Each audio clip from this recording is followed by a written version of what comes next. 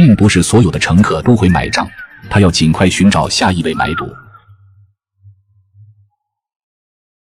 也有好心的客人被小家伙的真诚打动，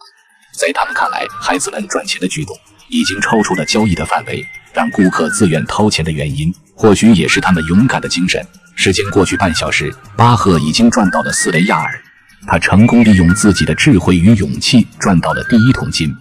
孩子们推销完后，准备下船回家，为了避免一路滑回去，他们会挂在船边伺机而动。遇到顺流而下的船只时，巴赫会主动上前搭靠，有了大船的带动，会帮他们节省4个小时的滑行时间。但有些船长并不欢迎他们，对于巴赫的强盗行为表现出强烈的不满。他们不想在行驶的途中还带着一群拖油瓶，船员甚至割断了他们的绳索。